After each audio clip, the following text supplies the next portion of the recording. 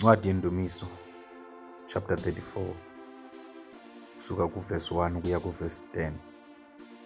Ndiyakumbonga uYehova ngamaxesha onke, ihlale isemlonyeni wam indumiso yakhe. Uyakuqhayisa umphefumlo wam ngoYehova. Bova abalulamileyo bavuye.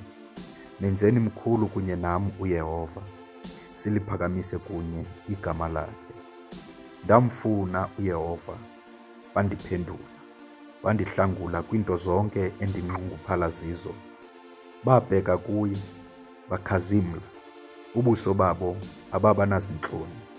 Usizana lwadanduluka, weva uYehova, walusindisa ezimbandezelweni zalo zonke. Isithunywa sikaYehova sibangqinga ngenxa zonke abamoyikayo, sibahlangule. Yivani nibone ukuba ulungile uYehova, hayi uyolo lomfo ozimela ngaye. Moyikeni uYehova nina bangcwele bakhe, ngokuba abanakuswela abamoyikayo.